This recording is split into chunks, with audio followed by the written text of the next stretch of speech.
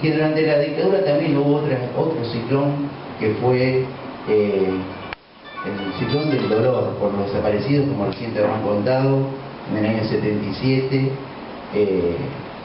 Marcos Paz también es un pueblo de dolor, ¿no? Donde tiene sus 6 desaparecidos, donde tiene aquel hecho también muy triste, muy trágico, como es, como te conté, la masacre del Grupo PROA, ¿no? El Partido Revolucionario Obrero Argentino, ¿no? Donde estaba Luis Dualde, ¿no? Es un pueblo de la democracia también, es un pueblo que tiene una participación ciudadana, que se caracteriza por el respeto cívico, donde el gobierno y la oposición trabajan, donde hay mucho respeto, donde bueno, se valora todos los ideales de la democracia, ¿no? Es un pueblo que trabaja, como habrás dado cuenta que te contábamos recién, es un pueblo que trabaja por la memoria, ¿no? Como viste recién la plaza, lo que te contamos.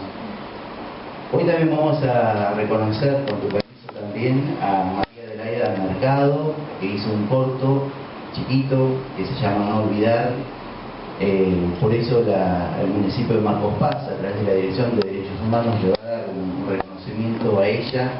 Y justamente, fíjate, no sé si es casualidad, ella es la nieta de Emiliano Rodríguez, que fue en el año 83 elegido democráticamente, ¿no?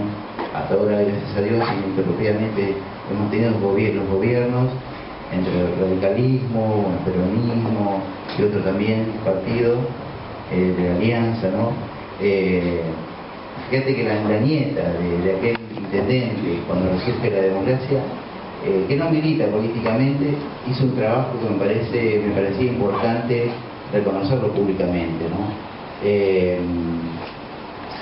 Y también a otra persona que es un productor local, Hugo Canaldiali, donde hizo la historia también una docuficción que le llama él, acerca de la figura de nuestro querido intendente detenido desaparecido, Oscar Felipe Sánchez, ¿no? Y también para él un reconocimiento, ¿no? Por eso también Marcos Paz es un pueblo que es cálido, como te darás cuenta, como te dije, que tiene alma de pueblo, que te quiere reconocer, te quiere el Consejo Deliberante declararte ciudadano ilustre, y también hay una nota del señor intendente municipal. Por eso, bueno, te doy la bienvenida. Este año hemos recibido ya del Poder Ejecutivo algunos ministros, del Poder Ejecutivo Nacional, también del Poder Legislativo, estuvo Remo Carlotto ante las elecciones, y creo que cerramos el año con este broche de oro, que es nada menos que uno de los ministros de la Corte Suprema de Justicia de la Nación. Y bueno, yo lo que pensaba es que cuando hablamos de poderes del Estado, a veces por ahí se piensa en algo abstracto, y creo que los poderes del Estado están encarnados en personas concretas, ¿no? De carne y hueso, que tienen una ideología, que tienen un trabajo, una trayectoria, como vos, Raúl. Y qué bueno que es que te acerques a la comunidad, que te escuchemos, que te veamos, que sos una persona como todos nosotros, pero la diferencia es tu gran trayectoria, ¿no? Y tu gran responsabilidad como ministro de la Corte Suprema. Así que bueno, muchas gracias, Raúl, por estar con nosotros.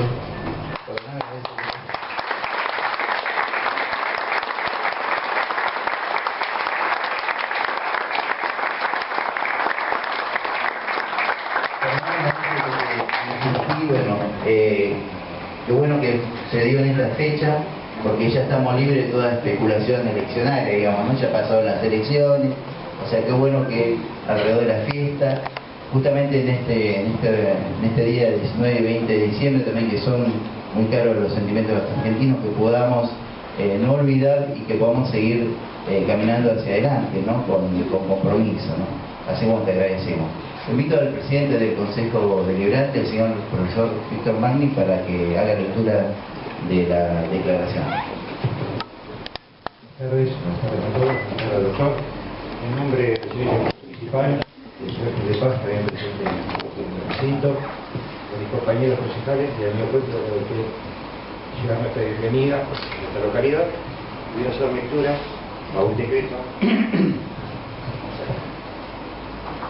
emitido por el Cuerpo, el 18 de diciembre de 2013, visto la visita del magistrado distrito del ministro de la Corte Suprema de Justicia de la Nación, doctor Eugenio Raúl Zaffaroni, y considerando que el doctor Eugenio Raúl Zaffaroni es doctor en Ciencias Jurídicas y Sociales, graduado en la Universidad Nacional del Litoral Santa Fe en 1964, abogado, graduado en la Facultad de Derecho y Ciencias Sociales de la Universidad de Buenos Aires en 1962, revalidado por la Universidad Nacional de Asunción del Paraguay en 2003, escribano graduado en la Facultad de Derecho y Ciencias Sociales de la Universidad Nacional de Buenos Aires en 1962, que fue declarado doctor en causa por más de 32 entidades académicas, tanto nacionales como de otros países, que ocupó los siguientes cargos en la Administración de Justicia: juez de la Cámara Segunda, de la Segunda Circunscripción Judicial de la Provincia de San Luis, del 69 al 73, Procurador General de Justicia de la Provincia de San Luis, del 73 al 75, Juez Nacional en lo Criminal y Correccional Federal de la Capital Federal, 1975-1976,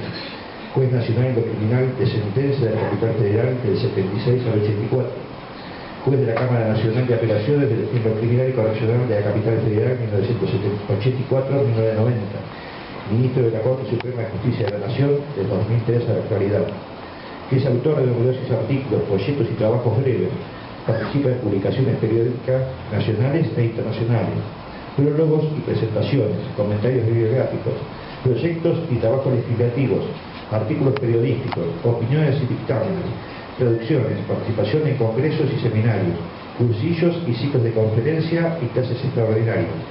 Integra múltiples entidades académicas y los consejos de varias revistas especializadas, nacionales e internacionales. Es director de la revista de Derecho Penal y Criminología, publicada por la editorial La Ley. Que el doctor Eugenio Zaffaroni ha sido distinguido por ser pionero en la explicación del genocidio cometido por el último gobierno de facto de Argentina sobre la base de la teoría criminológica. Asimismo, ha desarrollado aquella teoría como base para la evaluación de propuestas conducentes a la prevención de los asesinatos en masa por parte del Estado. Además, se ha destacado su crítica al derecho penal como un medio inadecuado para aquella prevención y los profundos interrogantes planteados acerca del rol del modelo retributivo de la justicia internacional. Que el doctor Eugenio Raúl Zaffaroni tiene una extensa trayectoria en el campo del derecho, la educación y la investigación, que es conocido su imperdonable aporte al derecho penal argentino y al respecto aquí restricto de los derechos humanos. Que el doctor Eugenio Raúl Zaffaroni es ministro de la Corte Suprema de Justicia de la Nación desde 2003. Que este honorable Consejo Deliberante, mediante la Ordenanza 45 del 2012, Sistema de Reconocimientos, tiene la facultad de declarar huésped de honor del partido de Marcos Paz, a quien reúna las condiciones que antes mencionada dice. Que su visita se enmarca en los festejos de los 30 años de la democracia.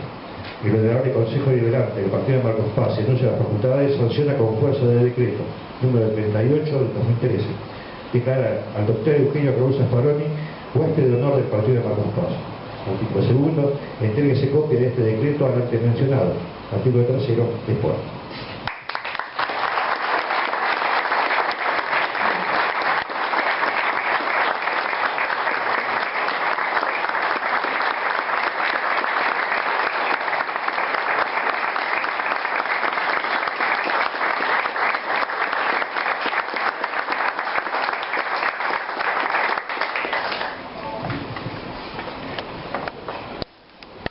Bueno, y también otro reconocimiento. Bueno, en primer lugar presentar las excusas y las disculpas del intendente municipal, que por compromisos previos no podía estar presente en el día de hoy, y hacer llegar también, no vamos a dar lectura porque obviamente tiene más o menos el mismo sentido, pero el decreto del intendente que lo declara huésped de honor, agradecerle su visita y decirle que para todos nosotros es un honor y un orgullo que usted esté presente acá con nuestra comunidad. Muchas gracias.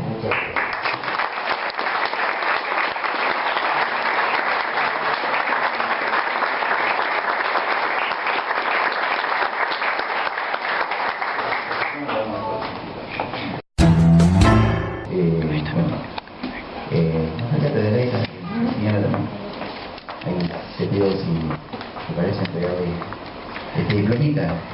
Adelaida, es una cosquillita de corazón. Te felicitamos por tu trabajo.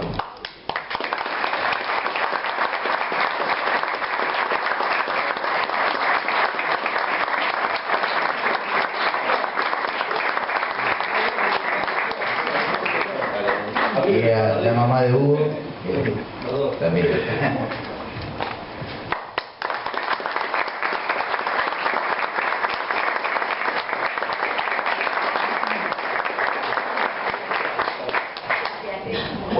sí vamos a escuchar la conferencia de... Ante todo, muchísimas gracias. Después de todas las cosas que he escuchado, creo que lo mejor que puedo hacer es irme, porque naturalmente cualquier cosa que yo diga va a desilusionar, ¿no? Así que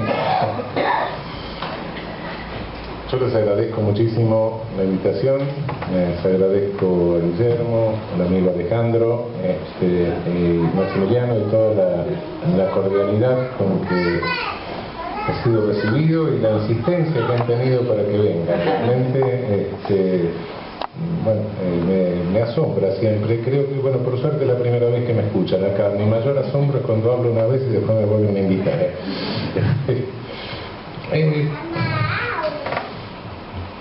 Hablar de 30 años de democracia, hablar de derechos humanos, muchas veces hablar de lugares comunes.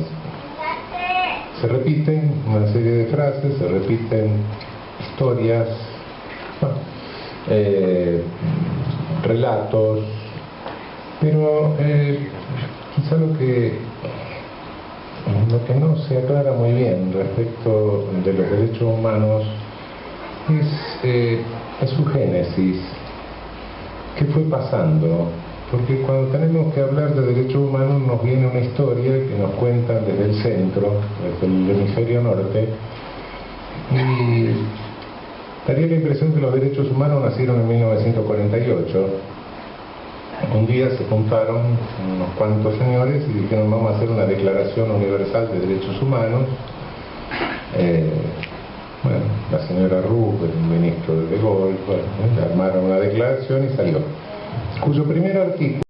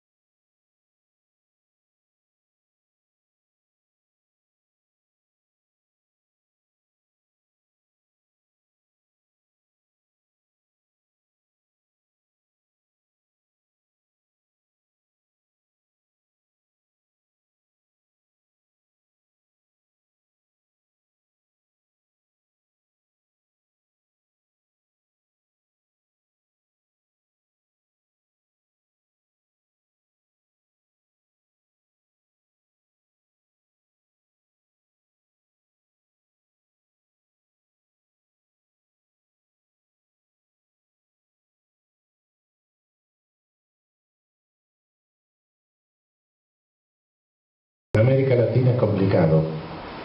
¿Por qué? Porque inmediatamente se la asocia a la ideología de las repúblicas oligárquicas nuestras. Nosotros tuvimos guerras civiles en toda América Latina después del colonialismo, en las cuales se pelearon dos modelos económicos, en definitiva. Se peleaba un modelo mediterráneo, un modelo de una economía que todavía dependía de lo colonial, con un modelo mercantilista que en general respondía a Gran Bretaña. Bueno, sí, unos se llamaron liberales, otros se llamaron conservadores, otros se llamaron unitarios, otros se llamaron federales, otros se llamaron blancos, otros se llamaron colorados.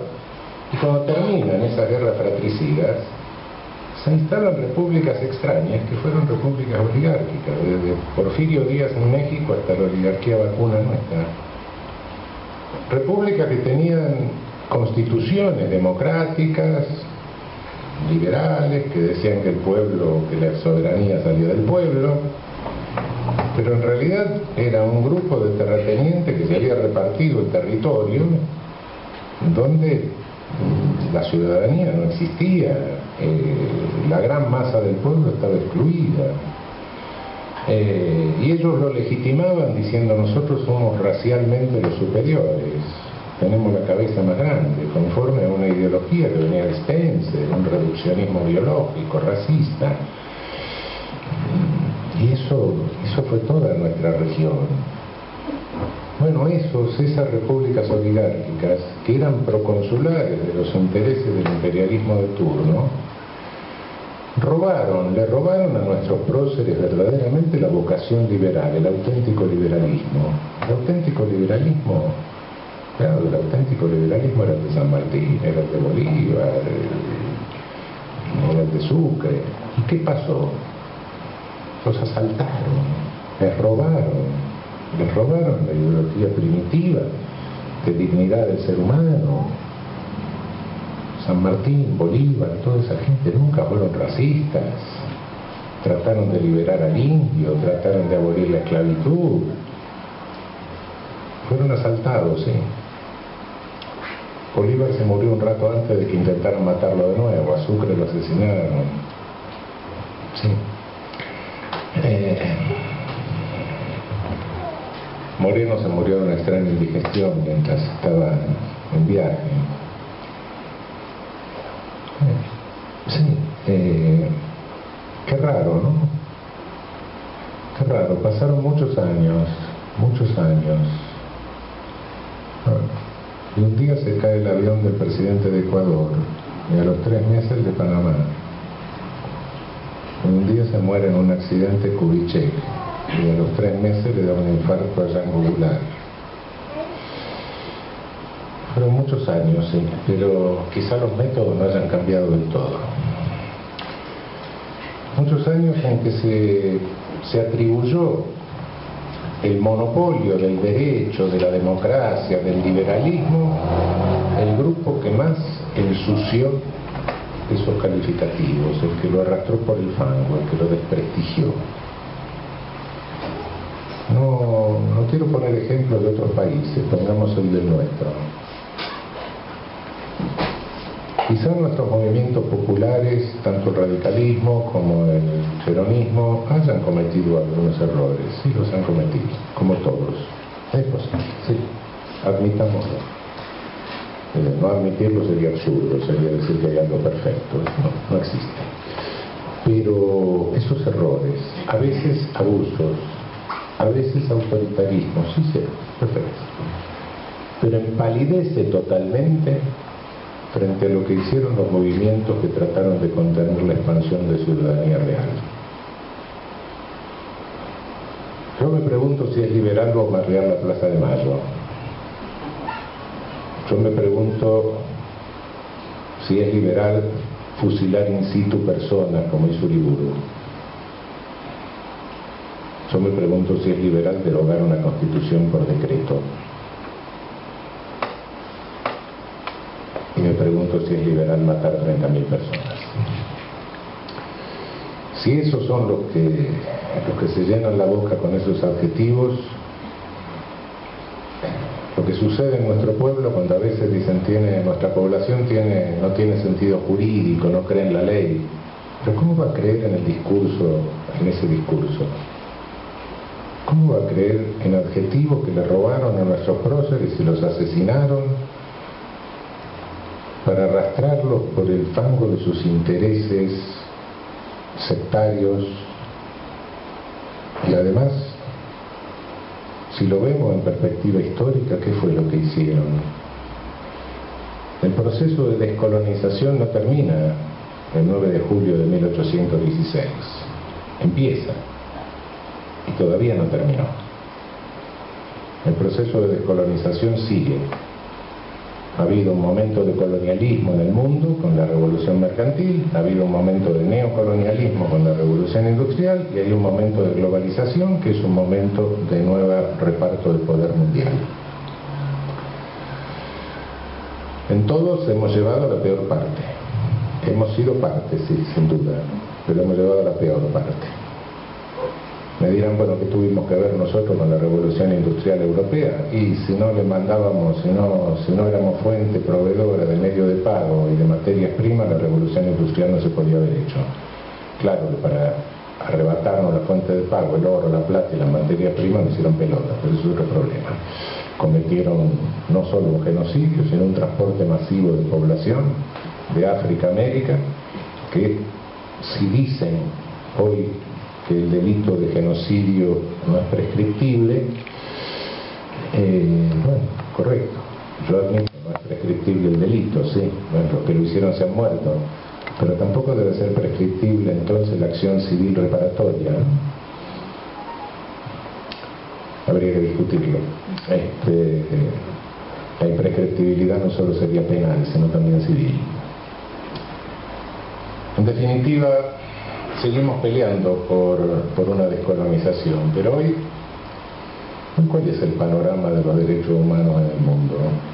Tenemos la declaración, tenemos organismos internacionales, sí, tenemos justicia y uso humanista internacional, es verdad, pero los derechos humanos, las declaraciones son programas. Cuidado, es como los derechos que se consagran en una constitución, es un programa que hay que irlo realizando, hay que irlo empujando. No porque lo consagremos en una constitución. Si leemos las constituciones de América Latina, todos tendríamos que estar felices, contentos, tenemos el derecho a la felicidad incorporado a la constitución.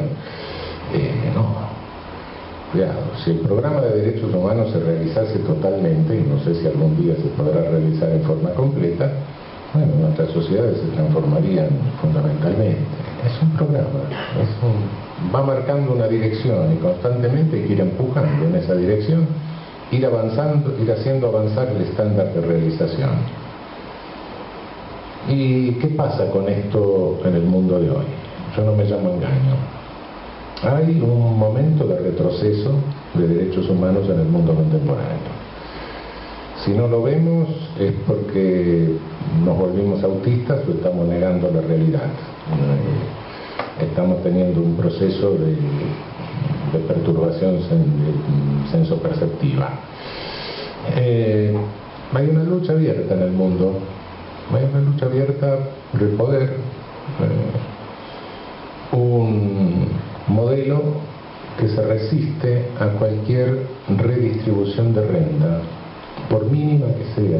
Cuidado, no estoy hablando de expropiación de renta, ni de modelo socialista, ni de modelo colectivista, sino estoy hablando de procesos de redistribución. Aunque parezca mentira, resurgen las mismas ideas que resistían toda redistribución de renta en los Estados Unidos hace 100 años. Las escandalosas sentencias de la Suprema Corte de Estados Unidos de hace 100 años, las teorías de sus teóricos jurídicos de aquel momento, que finalmente dieron por resultado una especie de revolución jurídica a partir del realismo de los años 20 y después en crisis ya con el modelo Roosevelt. Estamos en contra del modelo Roosevelt, estamos en contra del Estado social, estamos en contra de la intervención redistributiva.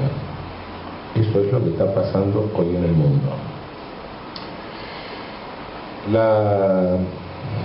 Lo que yo llamo la teocracia de mercado, la adoración del mercado, Milton Friedman y toda su secta, es un programa económico que sostiene que a través del milagro del mercado se va a llenar la copa de champán, la taza de champán, y al final se va a derramar.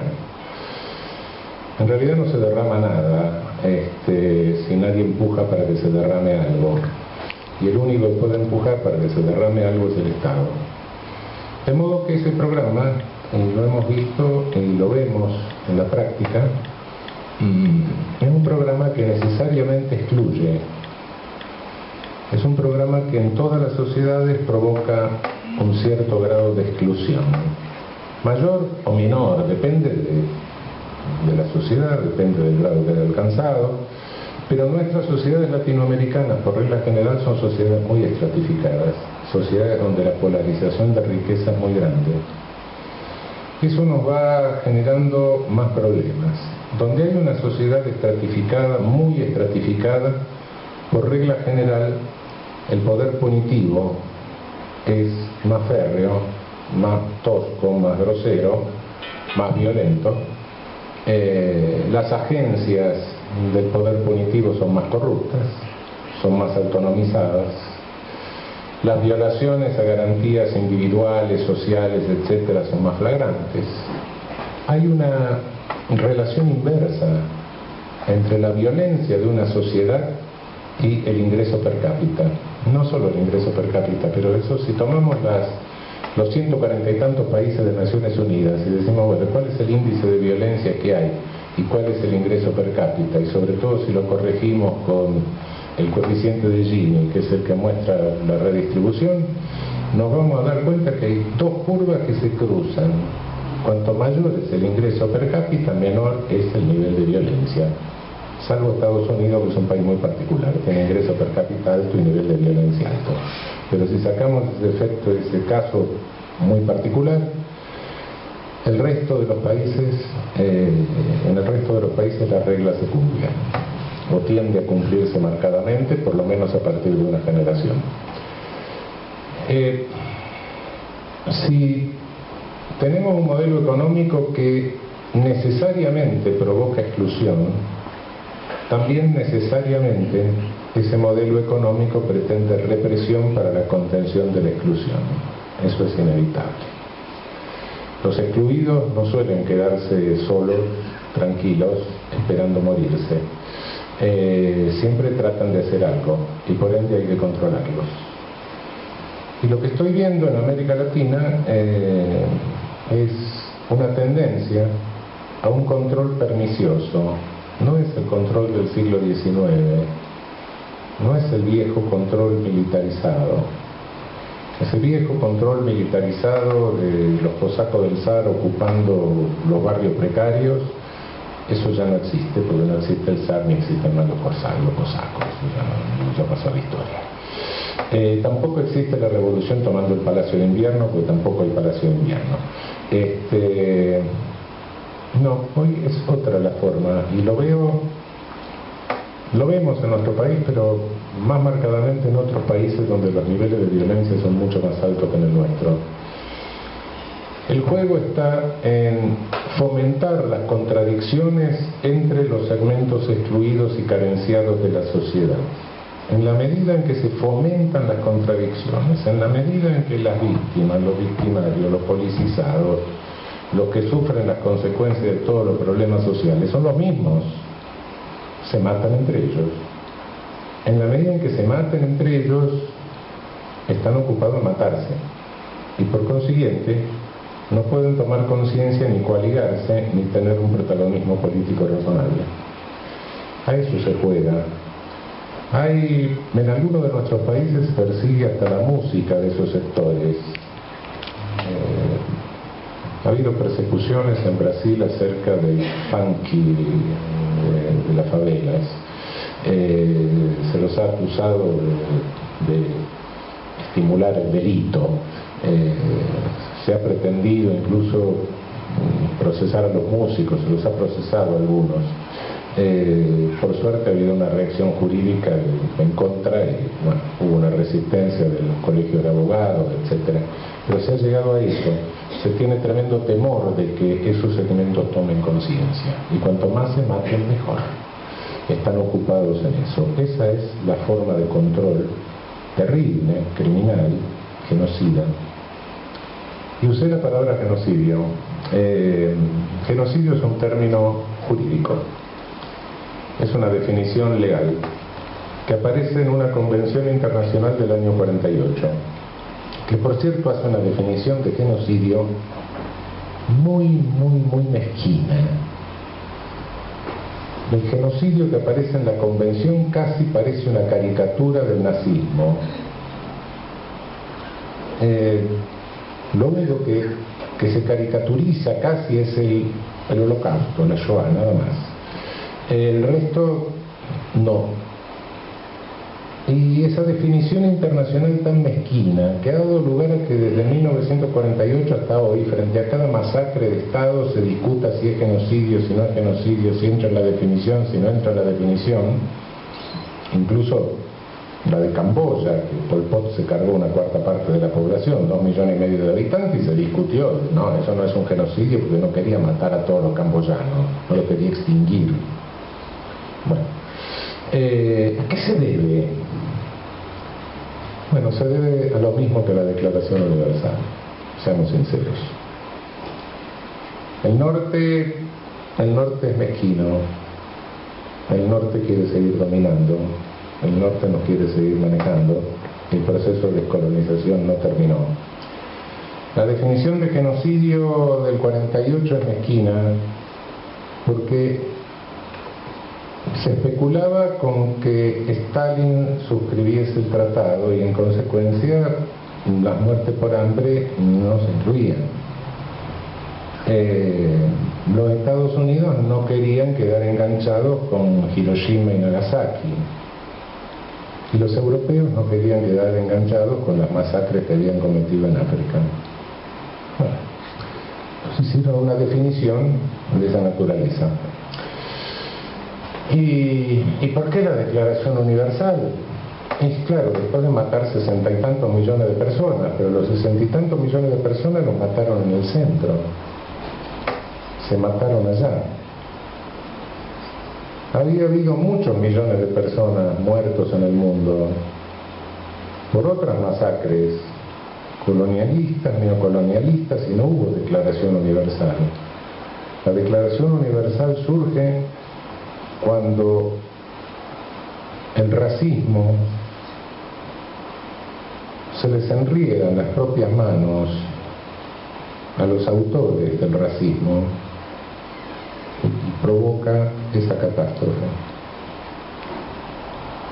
Es muy arriesgado lo que voy a decir, pero estoy seguro. Si los muertos hubieran sido en África o en América Latina, no hubiera habido Declaración Universal. Sea como sea, bueno, no importa cuáles sean las circunstancias, la ha habido. Y lo cierto es que en este momento, cuando vemos un retroceso peligroso, un retroceso en el cual debo decir que escucho a algunos colegas juristas teorizar y mandarnos teorías desde el norte, y veo algunos que las reciben entusiásticamente y que repiten teorías que vienen del norte como si fuera que nos están mandando el último modelo de la Volkswagen, cuando en realidad no es así. Cada cosa que nos mandan tiene su idea, tiene su ideología. No hay un derecho al margen de la política. Esto no significa que la cosa sea partidista, no. Pero hay una concepción del mundo, es imposible, no puede ser de otra manera. Cuando alguien me quiere vender que algo es puramente técnico, científico, aséptico, ideológico, o me está escondiendo su ideología, o es un necio que no se da cuenta de lo que está haciendo. Bueno, son las dos posibilidades. En cualquier caso, me encuentro con un cínico, me encuentro con un necio. Pero cuidado con lo que estamos haciendo. El derecho no es un aparato que uno lo aplica. Si en realidad fuera un aparato que lo puedo aplicar y sirve para cualquier cosa, bueno, cierro los libros y me dedico a otra cosa. Estaría haciendo una porquería, estaría diciendo algo que es detestable. Guste o no guste, el derecho tiene ideología, y en cada país el aparato jurídico que se forma con la ley, que se forma con un aparato judicial, con jurisprudencia y con doctrina, que es lo que hacemos en las universidades cuando escribimos los libros y hacemos todas esas cosas. Ese aparato jurídico se forma en un determinado momento de la historia, y donde hay una sociedad que tiene una determinada distribución de la renta, donde hay un segmento que siempre detenta algo más o mucho más, o poco más, pero algo más de la distribución de la renta, y es hegemónico. Y naturalmente que ese aparato jurídico se hace a la medida de esa sociedad. En ese momento el establishment va a fabricar un aparato jurídico a su medida. Sí, esto es normal. El problema es cuando se quiere redistribuir algo, y ahí el aparato jurídico que está hecho a la medida de esa distribución anterior y de los privilegios que esa distribución tiene, cruje. Es inevitable. Cruje y hasta se puede romper. Esto no es algo, no me estoy refiriendo a un fenómeno nuestro solo, me estoy refiriendo a un fenómeno mundial. Eso pasó en Estados Unidos cuando Roosevelt en el año 30 quiso hacer el New Deal y metió una política keynesiana y dijo, bueno, hay que sacar el país de la crisis recesiva que hay. Se mete el Estado, empieza a hacer inversión, a generar trabajo, leyes antimonopólicas, y la Corte Suprema le dijo no, y le empezó a declarar inconstitucional todas las leyes, y se armó un lío bárbaro, y a tal punto que estaban a punto de un choque frontal con la Corte Suprema. En eso uno de los ministros de la Corte, un poco más racional, dijo evitemos esto, se dio vuelta, cambió los votos, generó una mayoría ahí inestable, y después vinieron unos cuantos cánceres oportunos que le permitieron renovar la Corte y bueno, seguir adelante. Pero fue un debate fuerte, una cosa. Claro, puede pasar lo contrario, puede pasar que ese aparato hecho para esa distribución de la renta siga funcionando de esa manera y lo que se quiebre sea el movimiento de redistribución. Eso también ha pasado. Cercanamente, ¿dónde? En Chile. Cuando llega Pinochet, toda la estructura jurídica chilena y sobre todo el Poder Judicial lo estaba esperando, a tal punto que no tuvo que tocar nada del Poder Judicial, lo abrazaron. Más dramáticamente Hitler. Más dramáticamente fue eso. La República de Weimar, la república que se instaura en 1918, cuando cae el imperio, el final de la Primera Guerra Mundial, esa república fue una república democrática, una república, ¿no? La ahogaron los imbéciles de los aliados que quisieron cobrar la deuda, terminaron matando a Alemania, mataron a la República de Weimar, pero el Poder Judicial alemán era imperial, fue siempre contrario a Weimar, siempre, en realidad fue el que protegió al partido nazi, a la extrema derecha en ascenso, ante el temor del soviet, etc. Y bueno, el día que llegó el nazismo no tocó a nadie en el Poder Judicial alemán, salvo sacó a los jueces judíos, y los que no eran judíos dijeron, qué bueno, tenemos vacante, podemos ascender más rápido. No, lo estaba esperando, era la estructura que estaba armada para eso. Acá en el año 46 llega Perón, y bueno, había una Corte Suprema, la Corte Repeto, una Corte Suprema armada para una república oligárquica de la década infame, el fraude patriótico, bueno, y se encontró con una Corte Suprema que le declara inconstitucional el aguinaldo, le declara inconstitucional la ley de despido, no le toma juramento a los jueces del trabajo, y bueno, se rompió directamente, hizo un juicio político, le hicieron el juicio político a la Corte en el año 47. Es decir, estos conflictos pueden resolverse de muchas maneras, pero lo que nos prueba todo esto es que el aparato jurídico siempre responde a una ideología, y lo que hay detrás es una cuestión de redistribución de renta, no hay nada que hacer. Por supuesto, se puede llegar a una situación extrema, ¿no?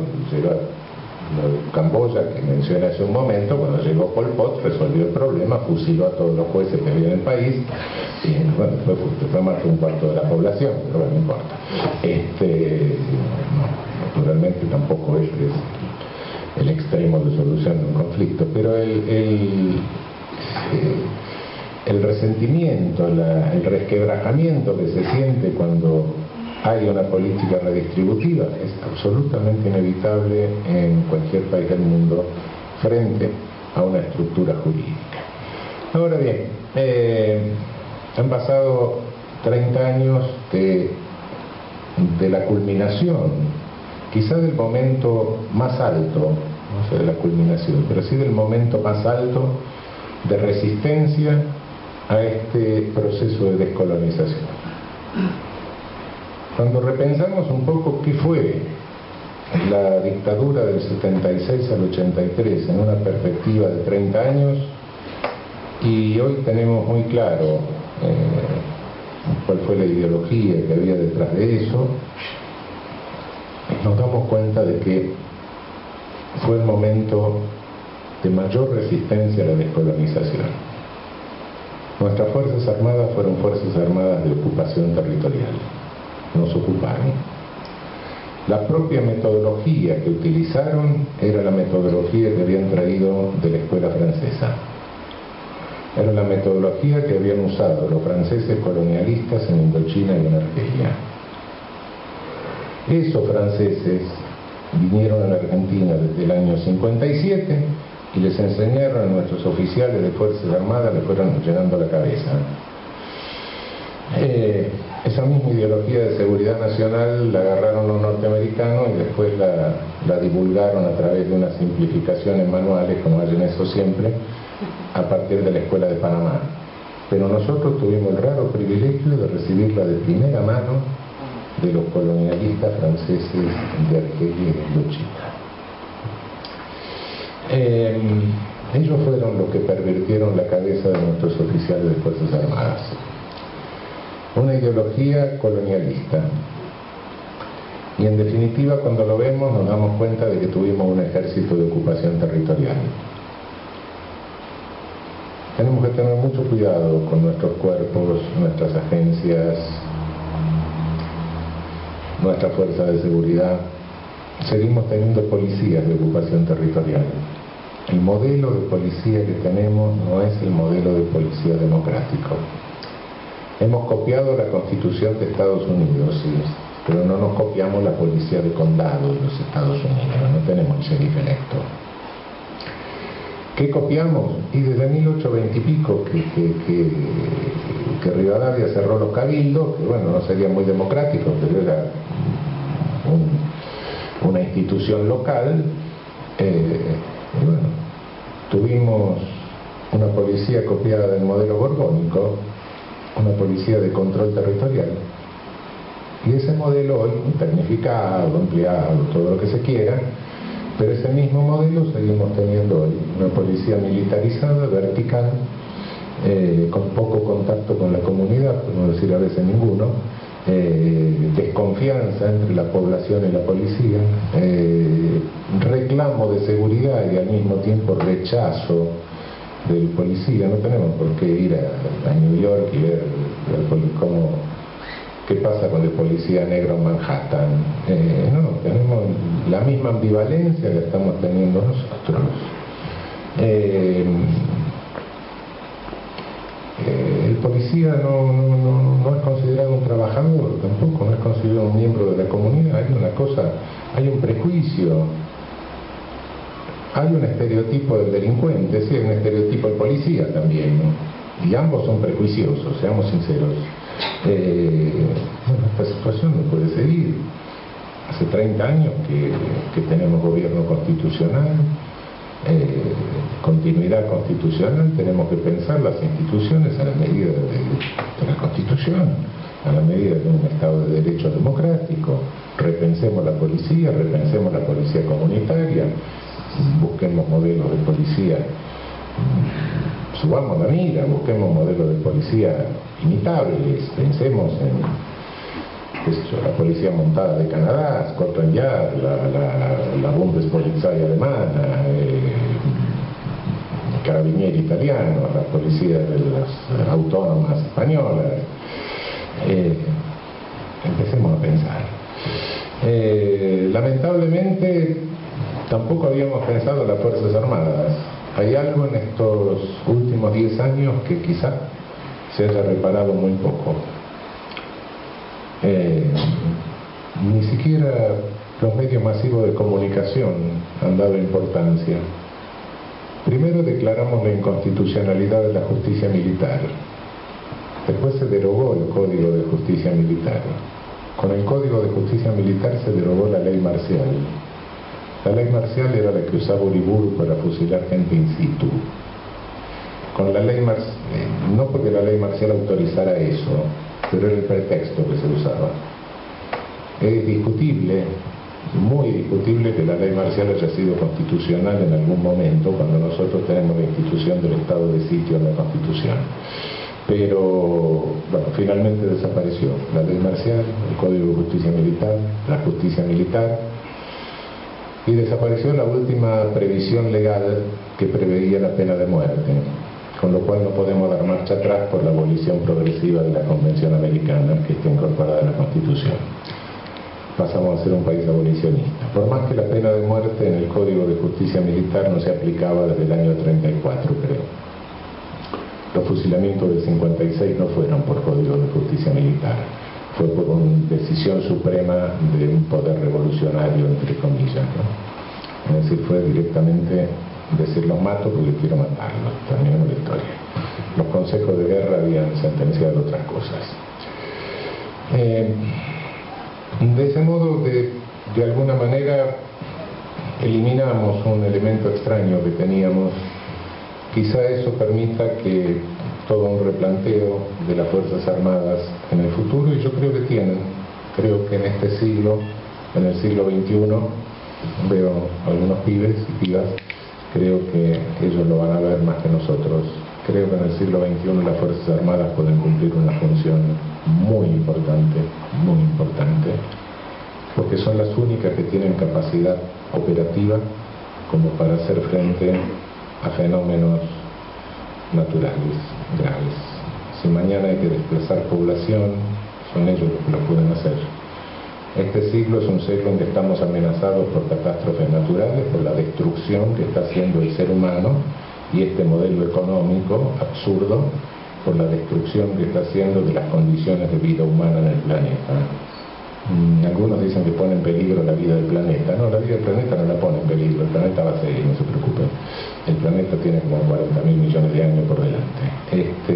Los que no tenemos garantizado que vayamos a seguir todo ese tiempo somos nosotros sobre la superficie.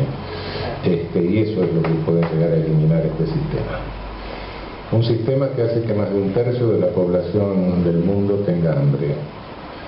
Un sistema que no se preocupa para nada en resolver eso. Un sistema que está generando un continente olvidado como es África.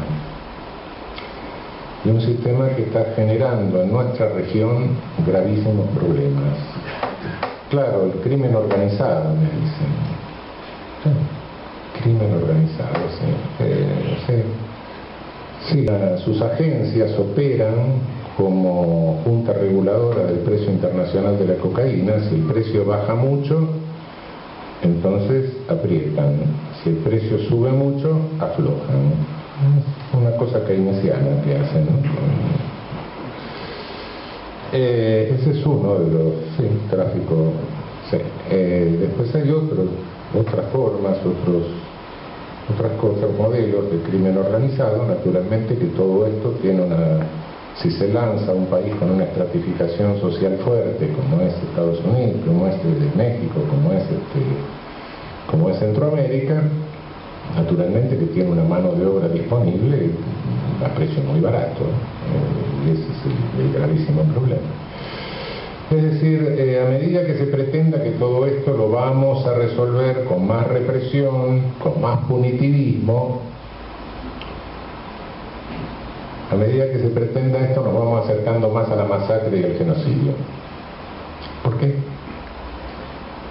Porque el siglo XX nos lo enseña. No me voy más atrás, me quedo en el siglo XX. Si miramos todos los genocidios cometidos en el siglo XX, en todos ellos los cometen, hablando por genocidio, masacre estatal, ¿no? ¿Quién los cometió? Los estados, sí, por definición los estados, pero el estado es una cosa medio abstracta, ¿no? ¿Quién del estado? En lo material, las agencias ejecutivas del propio poder político. La Gestapo, Geheimnische Staatspolizei, policía secreta del Estado, era una policía. La KGB stalinista era una policía. Los turcos, cuando masacraron a los armenios, soltaron a los presos para que los fueran matando por el camino. África, Ruanda, la policía incitaba a la gente, ¿no? ¿Sí? Y así podemos seguir. Me dirán, bueno, no, muchos países fueron fuerzas armadas. Sí, fueron fuerzas armadas, pero no fuerzas armadas en función bélica, sino fuerzas armadas usurpando función policial, no función bélica. Entonces, por eso digo, cuidado con esto, porque toda la ola que pide mayor represión, en definitiva, está tratando de enroscarnos la víbora para que nos vayamos paso a paso acercando a nuevas masacres o generando nuevas masacres. La autonomización policial que en estos días se discute tanto no es un fenómeno nuestro, es un fenómeno general de América Latina. Hay que tener mucho cuidado. Cuando Estados Unidos nos da consejo, nos dice que es mejor que tengamos policías únicas. Sí, porque quieren hacer con nuestras policías lo mismo que hicieron con las Fuerzas Armadas en la Escuela de Panamá. No lo van a lograr, porque las policías no son como las Fuerzas Armadas. Sus organizaciones no son tan verticales, se descontrolan y tienen algunas fuentes de recaudación autónoma que lo determinan. Pero esa es la intención. No tenemos que hacer lo que Estados Unidos nos dice, sino hacer lo que Estados Unidos hace. Ellos tienen 2.400 policías. Copiemos a Estados Unidos, sus consejos se los agradecemos. Su modelo, sí, tengámoslo en cuenta, es útil. Y hace 200 de su independencia que tienen esto. Realmente creo que la lucha que tenemos por delante es importante, no dejarnos engañar por una idolatría que se está alimentando, un falso Dios. Hace muchos años, con esto termino, para unos 20 años, estaba en un congreso y, bueno, en Viena era, y había terminado mi mesa y me meto en otra. Era por el año poco antes de la caída del muro de Berlín. Y había dos rusos, un norteamericano, otro más, hablando, y estaba medio cansado. Y de repente digo, pero estoy entendiendo mal, se me está escapando el inglés, ¿qué está pasando? Estaban discutiendo la criminalidad nuclear, los problemas de criminalidad nuclear. Y estaba sentada una criminóloga canadiense, Ruth Morris, que es una mujer muy interesante, una gorda feliz, muy religiosa, cuáquera, y le digo, Ruth, ¿estoy entendiendo bien? Esta gente está discutiendo la criminalidad atómica. Sí, pero no se dieron cuenta que si hay un delito nuclear no queda ninguno de nosotros para juzgarlo. Discutieron una seriedad. Y Ruth me mira y me dice, sí, Raúl, es cierto, pero porque ellos son así, son religiosos, ellos adoran al poder punitivo, y el poder punitivo va a prevenir la criminalidad nuclear, va a salvar el Amazonas, va a resolver el problema de la droga, va a resolver el crimen organizado. El poder punitivo es omnipotente, es un falso Dios, es un ídolo. Y no es el becerro de oro, ojo que este es un material mucho más asqueroso. Creo este momento es es cómo vuelve a circular por el mundo ese ídolo, creer que el punitivismo, creer que el poder punitivo es omnipotente y puede resolverlo todo. Es un falso Dios. Detrás del poder punitivo viene la creación de enemigos, la fabricación del enemigo, el estereotipo, la creación del chivo expiatorio, y cuando se crea el chivo expiatorio, que es el responsable de todos los males, la única solución que hay es aniquilarlo. Tengamos cuidado con esto. Ese es el riesgo que tenemos en este momento.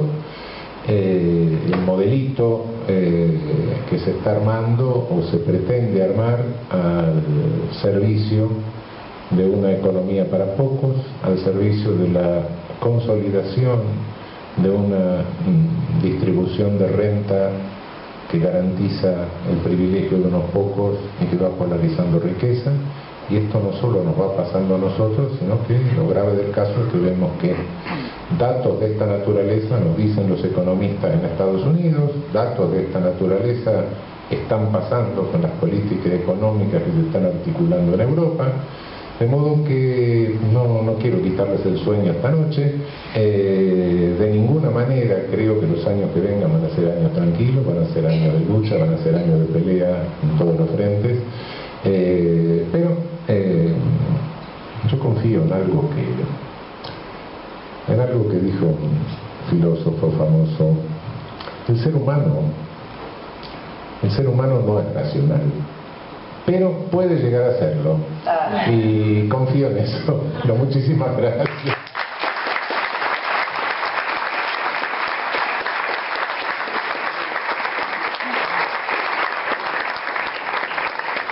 Si lo vimos en Córdoba, menos en Córdoba, pero ya se lo vio. Una institución macro es muy difícil de controlar. En una institución con 50 y pico mil personas, yo creo que ni San Francisco de Asís, jefe de policía, la controla, no a nadie. No, por eso no estoy imputando a personas en concreto, sino hay un problema institucional. Y si tengo que imputar, sí, hay una deuda de la democracia que ha sido no repensar la policía en estos 30 años. Hay algunos episodios que se ignoran o se olvidaron, y no son ya de la dictadura, sino de la postdictadura. En los años siguientes a la dictadura, la policía de la provincia de Buenos Aires asesinó a unas 1000 jóvenes. Fue cuando yo empecé a hablar del gatillo fácil. Todos decían que estaba loco, me peleaba con Bernardo Neustadt, en paz descanse y no vuelva. Canal 9 con José de Ser mostraba a los muertos casi antes de que los mataran y decía: estos son, miren cómo le estamos brindando seguridad. Hicimos una investigación, lo pudimos hacer, eso está todo investigado, podemos seguir hasta los nombres de los muertos porque salían en el diario, veíamos cómo subían y cómo bajaban, cómo subía el número de muertos, bajaba el número de heridos, cómo bajaba todo cuando había una interpelación a un ministro. Eso era la inercia que traía la policía de Camps, que no la inventó Camps. Si Camps hubiera inventado su policía, bueno, habría que darle el premio Nobel al mal. No, él usó una estructura que venía, no nos llamemos engaño. Y después eso se fue aumentando el volumen, fueron entrando otras fuentes de recaudación autónoma. ¿Y qué es lo que pasa? ¿Cuál es la dificultad interna de estas policías macro? Cuidado, no me estoy refiriendo a concreto, sino que lo que observo en todas las de América Latina y las dificultades que hay. El modelo que viene del siglo XIX, hablemos día claro, el modelo que viene del siglo XIX es un modelo: yo te permito recaudar autónomamente y vos me garantizás gobernabilidad. Entonces transo con las cúpulas de una policía vertical, militarizada. Hoy han entrado, no es ya mero lo que se le cobra a la prostituta que está en la calle, ni el juego de azar de la quiniela de barrio. Hoy es más grande el problema, porque con la globalización entran 1000 tráficos prohibidos, qué sé yo, personas, armas, cosas falsificadas, de todo. Bueno, tóxicos. Entonces, en algún momento, dentro de esa estructura que no es tan vertical, hay algunos abajo que quieren, porque se recauda así y se distribuye así. Esa es la realidad. No es que esa recaudación cumpla una función social, porque ni siquiera llega el que pone el cuerpo cerca de la bala. No. Entonces, pero hay adentro otro que quieren manotear la caja. Y en consecuencia empieza una lucha interna. Y esa lucha interna, bueno, ya vimos que se traduce, ¿no? No tengo por qué ir a Ecuador a hacer que nos secuestran a un presidente. El último empujón de la Rúa, ¿quién se lo dio? Una lucha interna entre la policía, se quisieron cargar al jefe de policía, se cargaban al presidente. Está bien, había otros factores, por supuesto, no voy a negarlo, pero el empujón final fue eso. Duhalde se tiene que ir por un hecho policial, lo precipita un hecho policial. Yo tengo muy serias dudas de que López haya desaparecido porque lo hayan secuestrado los tipos de la dictadura. Los tipos de la dictadura tienen mi edad o más y están todos hechos pelota, peor que yo. No creo que tengan capacidad operativa para una cosa de esa. Puede ser, puede ser que se valgan de otras personas, pero realmente está bien. Yo no puedo asegurar que el sobrino heredero siempre es el que mató al tío, pero el resultado, ¿cuál fue? El resultado fue un ondazo del que se bajaron Arlanian y el gobernador. Y esto lo estoy diciendo sin ningún partidismo. Vemos a través de distintas fuerzas, distintos protagonistas, estén donde estén, no me importa. Pero bueno, pero es una incidencia que ha tenido nuestra política y eso. En estos 30 años tiene que hacernos pensar. Creo que habría que, bueno, no se pueden hacer movimientos bruscos en esto porque la policía tiene que seguir funcionando, ¿no? Pero habría que pensar en varias cosas. Habría que pensar primero en que es necesario tener un canal de comunicación con la base, de alguna manera. En segundo término, creo que habría que distinguir fundamentalmente lo que es la función de policía de investigación criminal y la función de policía de seguridad de calle. Son dos cosas distintas, con dos técnicas distintas, no tienen nada que ver. Hay que separarlas y yo haría depender la policía de investigación criminal del Poder Judicial. Directamente la pondría a depender del Poder Judicial. Los poderes judiciales no quieren lío, van a decir que no, se lo aguanta y la organiza. Listo, terminamos la historia. No, porque los burócratas no quieren nunca tener problemas y la policía siempre trae problemas. Entonces, no, está bien, ¿no? Usted se la banca. Organícela, ármela, ponga un ministro de la Corte a dirigir la policía judicial. Listo, terminamos la historia. Y Ministerio Público podría ser, pero no me gusta mucho porque puede crear un monstruo. La Policía de Seguridad de Calle, habría que mantener centralizado un cuerpo para delitos complejos, pero después el servicio normal de seguridad de calle tiene que ser de los municipios. ¿Por qué? Porque son más chicos, porque tienen controlar 1000 personas es más fácil que controlar 50.000. Y por otra parte, al intendente se le exige seguridad y el intendente no maneja la policía. ¿Qué servicio de seguridad puede brindar? Ir a pedir a la plata. No. Bueno, los riesgos que me dicen. ¿Qué riesgo me dicen? No, intendente que van a hacer una mafia con su policía. Puede ser, yo no descarto que haya algún caso patológico, de patología política. Pero hoy la gente no se calla. Va a hacer eso, va a pasar una barbaridad, 2 barbaridades, 3 barbaridades, le van a quemar la intendencia, o va a perder la próxima elección. Bueno, listo, terminemos la historia, ¿qué vamos a hacer? Pero si queremos una policía comunitaria, tiene que ser una policía que esté municipal. Tengamos en cuenta los grandes municipios que rodean Buenos Aires, el conurbano, ¿son municipios o son provincias? Sociológicamente son provincias. qué sé yo, La Matanza es mucho más, tiene mucha más población que las provincias patagónicas, y tiene mucha más complejidad también. Bueno, es elemental que tenga su policía dependiendo del municipio. Creo que esas serían las líneas. Por supuesto que todo esto, bueno, habría que pensarlo, ver cómo se va dando, cómo se va realizando progresivamente. No se puede tirar a marchante, decir mañana me desentiendo la policía, se lo pasa a los intendentes. No, bueno, un momento, insisto, la policía tiene que seguir funcionando. Va a haber resistencia, claro, y sí, no cabe duda. ¿Qué va a ir pasando si tenemos algún canal de comunicación con las bases, sea sindicalización, sea otra cosa? Y los de abajo van a decir, ese reparto así no me gusta, por lo menos repartan así, y van a entrar a discutirle las cajas, y por lo menos quizá no van a desaparecer, pero por lo menos se va a dar una discusión que va a ser casi pública, la vamos a conocer todos, y bueno, lo que quede cumplirá alguna función social por lo menos. Y en tanto veremos cómo se reestructura, pero no podemos creer que tenemos como interlocutor válido solo las cúpulas, ni tener una policía militarizada. No tiene por qué estar militarizada la policía, tiene que tener un orden jerárquico, sí, claro que lo tiene que tener, sí, se juega la vida, sí. Bueno, los hospitales también se juega la vida y no están militarizados, y no por eso el instrumentista se pinta las uñas mientras el cirujano está operando. Sí, orden tiene que haber, jerarquía tiene que haber, pero en cualquier servicio tiene que haberla.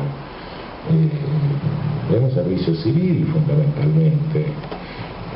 Terminemos con eso de ¿qué queremos tener? ¿Un soldado de ocupación territorial o un trabajador que se ocupa de nuestra seguridad incorporado a la comunidad? Bueno, esa es la disyuntiva, ¿no? ¿Qué modelo queremos?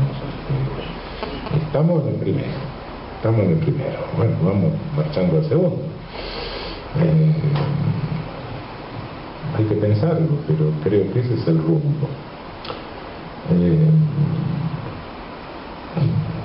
No pienso en el sheriff electo de Estados Unidos, pero pienso en el delegado, un delegado de control de lo que está haciendo la policía en la comunidad. Eso sí puede existir. Una ley marco para que nadie, bueno, que no se nombre jefe policial cuñado, ¿no? Que se nombre alguien que tenga algún entrenamiento previo, etcétera. Bueno, sí, eso puede hacerse. Una ley marco en que los municipios tengan que encuadrarse en eso. En fin, hay reglas de Naciones Unidas que más o menos que son universales, se pueden adoptar, inspirarse un poco en eso. Es decir, no lo veo imposible, pero es una tarea larga, es una tarea pero si no la empezamos un día no la vamos a terminar. Cuidado, la policía es una institución que puede deteriorarse sin tocar fondo. Yo he oído cosas terribles en algunos países de nuestra región. He escuchado una vez asumir el jefe de una brigada antisecuestro en un país vecino, y en el discurso, al momento de asumir, dice que él se comprometía que ningún hombre de su brigada cometiese ningún secuestro en su gestión. Bueno, cuando uno escucha esas cosas dice, bueno, ya, ¿verdad? No tiene fondo el deterioro que puede llegar a tener una institución. Y bueno, está bien, ¿no? Qué sé yo, Costa Rica no tiene ejército, Panamá tampoco, pero policía no veo ningún país que no tenga policía, es una institución indispensable en el Estado moderno, ¿no? Entonces tenemos que pensarlo, ¿no?